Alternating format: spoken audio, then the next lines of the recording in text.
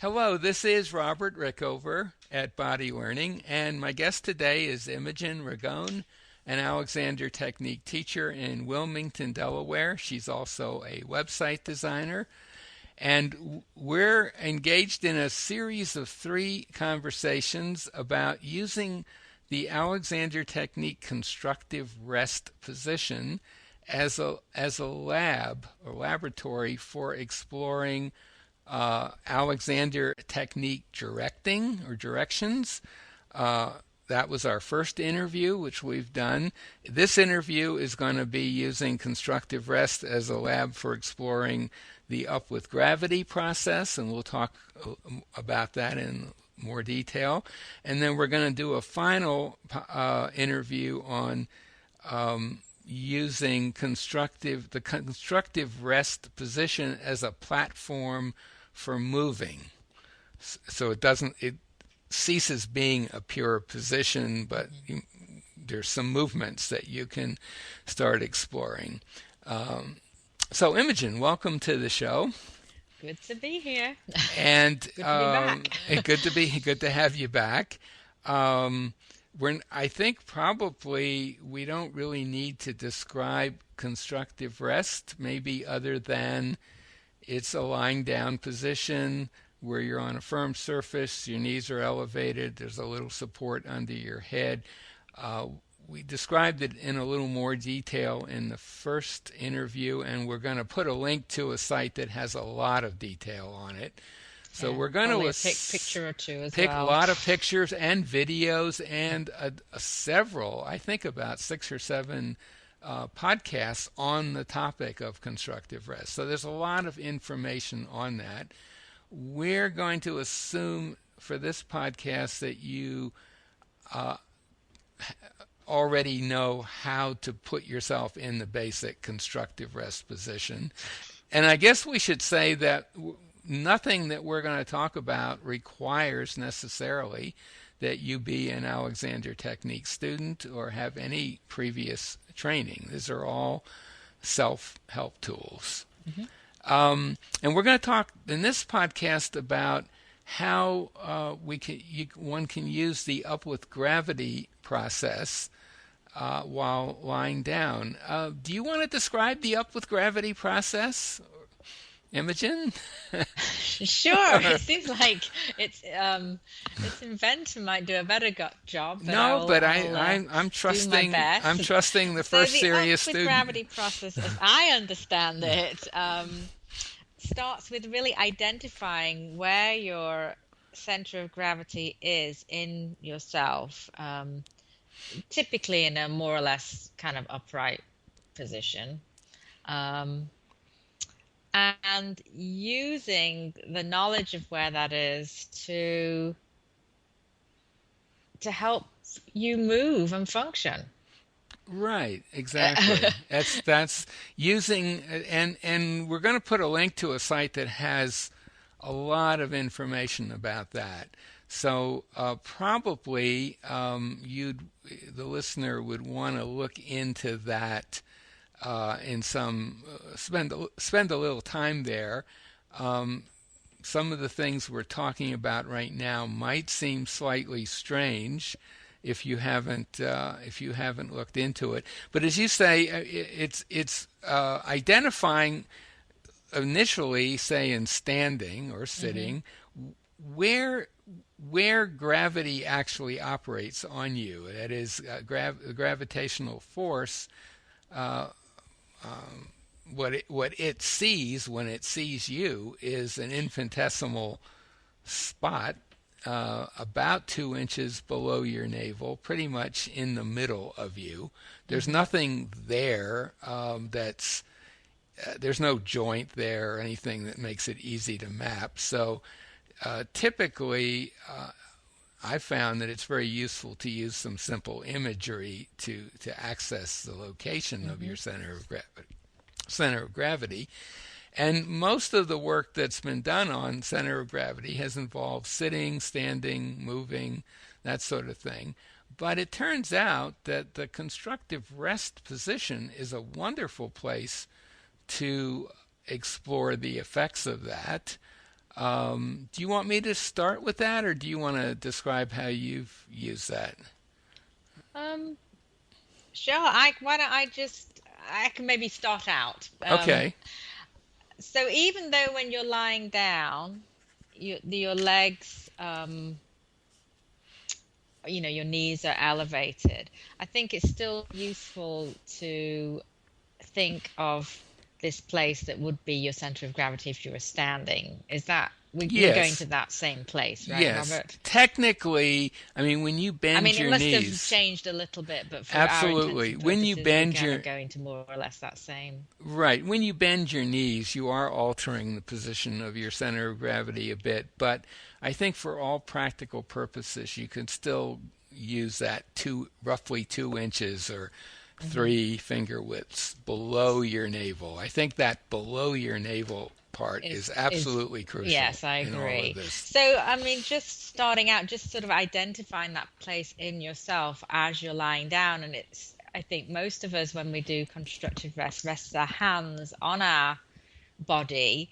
And so just let your hands rest in that kind of couple of inches down from your Hmm. navel place. And you kind of can get a sense of that place going right through. It's actually very easy to locate when you're Hmm. lying down.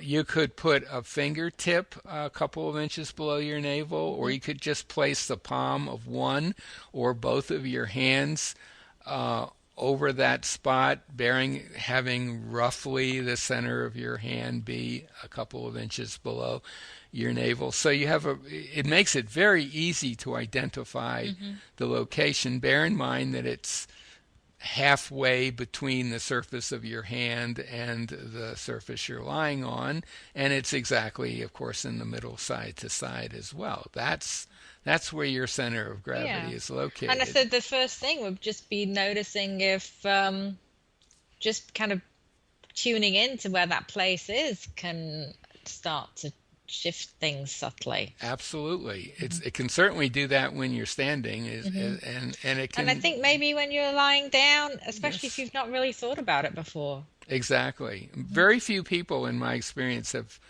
ever thought about their center of gravity in quite this way. There are some fields where it is understood to be important. Certainly, the martial arts, horseback Hmm. riding, and gymnastics, I think, are the three main, or swimming to a certain extent.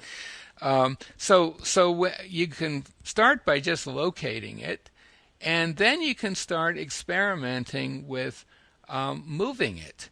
And where I would suggest moving it is initially towards your head. In other words, it's kind of lifting it, but of course, lifting is not really the right word when you're lying down. So it's moving it a little bit towards your head.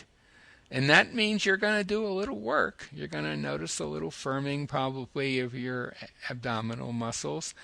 But start with a little bit and see what you notice about things like your breathing, Hmm. your what's going on in your chest and neck. And Yeah, and I think very be very clear with yourself that you're just sort of lifting it from that place. You're not trying to hike it up from anything, I would by even using your neck or your shoulders or right. I would you even say I would even rephrase that to you're lifting that place, so to Mhm. speak. Not you're actually lifting your center, and that's you have to inhibit a little bit to do that. You have to be very clear that you're not Yeah, lifting other parts of you. Now, other parts of you will move when you do yeah. that. And what I've noticed is when I initially have done that, Hmm. which has been quite interesting doing it in the lying down, is one, there's a nice shift which seems positive, sort of in like my hips opening up and my pelvis seems to have changed a little bit in position. Hmm. But I do notice my, I guess, habitual tendency to do something with my shoulders, and that being on the table or the floor gives me the feedback to know, oh, I've actually lifted them a little bit off. I've done something I didn't want, basically. So that's kind of the usefulness, part of the usefulness Right. of So, experiment in this position. And then that gives me the opportunity, going back to our negative direction discussion earlier, mhm. to kind of say no to that, or that I don't need my shoulders to lift my center of gravity. Does that make Exactly. sense to Yeah, you, Robert? absolutely. And um, just to be clear again, because I think this is worth repeating a few times, what you're lifting, and of course the word lift I'm putting in quotes here because it's a 90-degree angle from normal lifting, is just your center of gravity. Now, uh, other I guess what I parts was of talking you, about was that even though that was what I was yeah, intended to do, there was a subconscious habit, quite subtle, but because of the surface, I was able to notice it right, much easier, actually, than upright. exactly. And so you can kind of know, am I doing too much? I think the other thing to notice is, has my breathing improved or not? And if it's improved,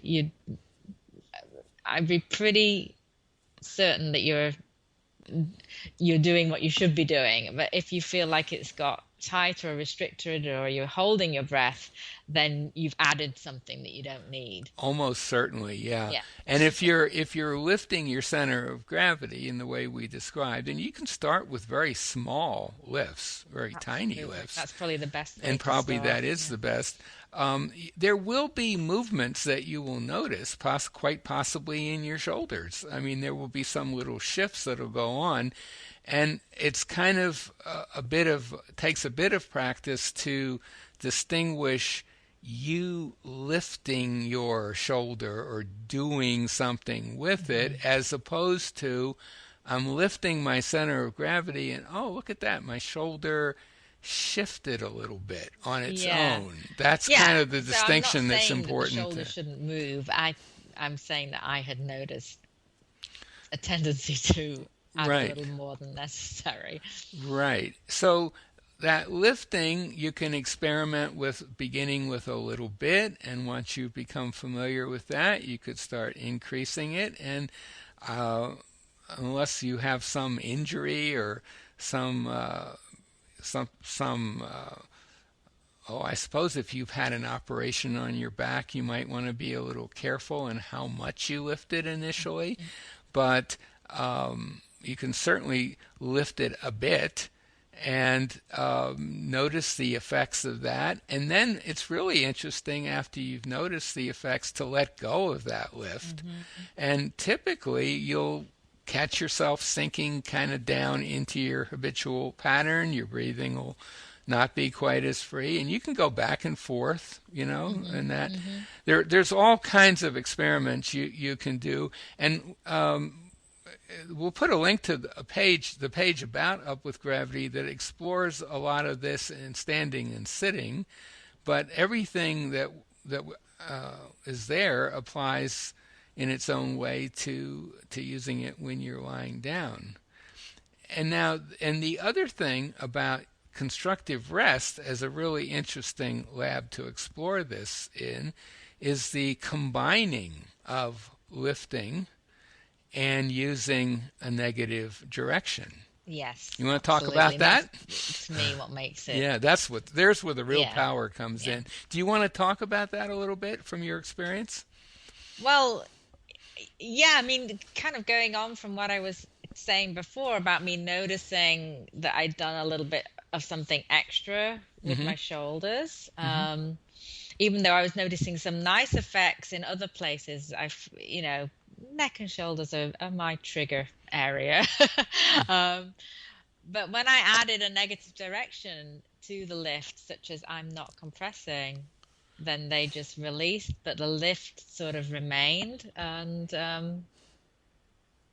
Yeah. yeah, The there I think there are a couple of ways to go about yeah, this.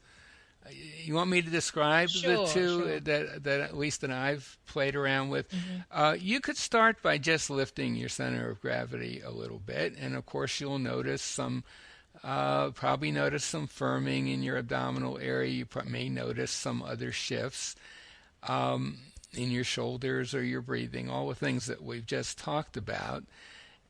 Then, having lifted your center for maybe 2 or 3 seconds, enough time to notice those effects, you could then overlap that lifting with the kind of negative direction that we talked about in the previous podcast, which a nice one would be, I'm not compressing myself, and then sort of softly let go of the lifting part.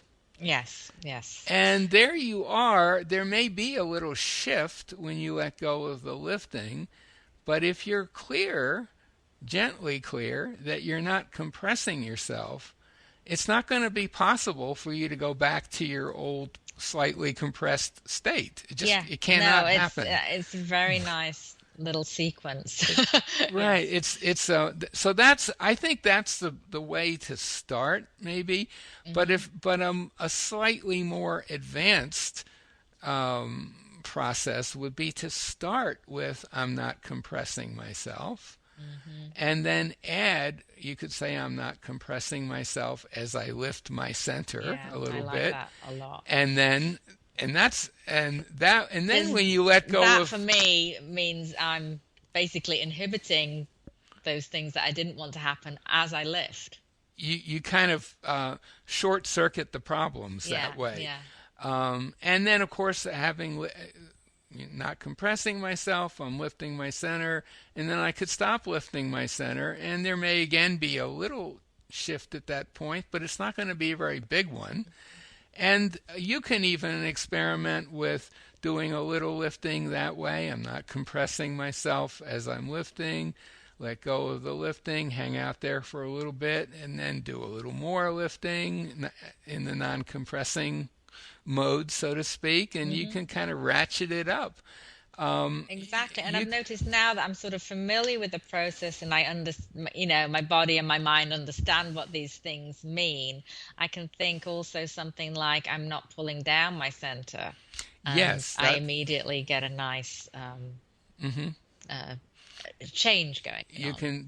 There's another version of a negative direction Hmm. applied to your center of gravity, and of Yeah, course so it that was a negative direction that we created specifically about the center of about the gravity. center of gravity, and that's something that's really useful when you're Hmm. standing or sitting, and it works beautifully when you're lying down as well.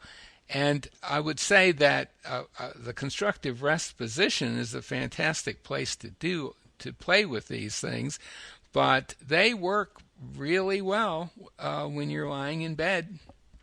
You can do all that stuff lying in bed as well. Well, And really, any of these things, it's very nice to do it in the constructive rest position because you got such good feedback mhm, from. But the beauty of these specific directions is that you could be in any position, anywhere. yeah, they carry over Yeah. beautifully to any activity. Um, so that's that's kind of combining up with gravity with negative directions. And I'd like to kind of end by discussing. I think we're going to do a final pod. This is our second in a series of interviews. The third one, we're going to talk about movements. That is, moving your arms or legs or head or speaking, that sort of thing when you're lying down in constructive rest. But the question always with constructive rest is, how do you continue the benefits of your 10 or 15 minutes or whatever it is in constructive rest as you kind of re-enter the real world? That is, Hmm. get up from the floor or get off the table and start walking or getting into your car or whatever it is you're going to be doing next. And I think this combination of the up with gravity and negative directions is an exceedingly powerful way to do that. So, for example, when you know it's about time to get up, you could say to yourself, I'm not compressing myself as I lift my center of gravity, and whatever that kind of process, and then let go of the lifting and just say I'm not compressing myself, and take that I'm not compressing myself intent into as you get up. Just that's the background intention when you stand up or sit up on a table. Yeah. And it really, if you try this, if you have to experiment with it a little bit. It's not going to come instantly, but if you play around with that, you're going to be astonished at what happens. And you can use that for getting out of the bed in the morning. Yeah, wake absolutely. Wake up in the morning instead and of... I think it's useful, this could really go on any of our discussions, but it's useful, I think, after you've got up from constructive rest, just to maybe pause for just a few seconds in standing. Yeah, absolutely. And that would be an ideal place to just then bring back any of these directions or thoughts. Absolutely, because your body will be primed for it. Before you move into whatever your next activity is. Yeah, because having spent that time lying down, chances are your spine's lengthened a little bit. Your body is absolutely primed for a sort of a secondary dose of negative directions and up with gravity.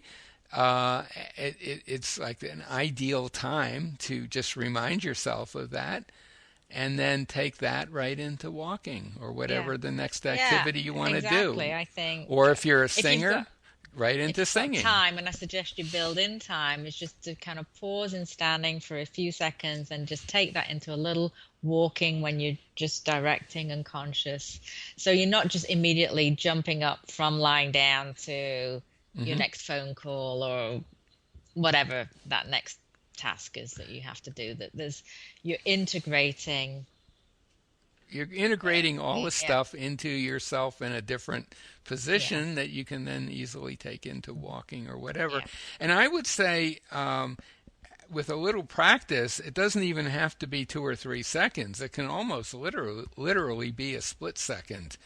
That is, once you start exploring these ideas, it's kind of like your body is primed to hear that intent from you, and it knows. And it's almost like if I'm sitting here right now talking to you, and I think, oh, I'm gonna lift my center, which is a little different center because I'm sitting, but I'm lifting it, and then I'm not compressing myself. It just happens so quickly and easily. It's not a big deal. It's like anything, it takes practice. It takes a little practice, but I'd like to emphasize that everything we talked about is accessible to anyone who wants to explore it. And we'll have links that'll give you more detailed information on constructive rest, on negative directions, and on up with gravity. So anything else you want to say about this before we move on to our next topic? I think we've covered it. All right. Well, my guest has been Imogen Ragone, an Alexander Technique teacher and a website designer in Wilmington, Delaware. Thanks again, Imogen. Thank you.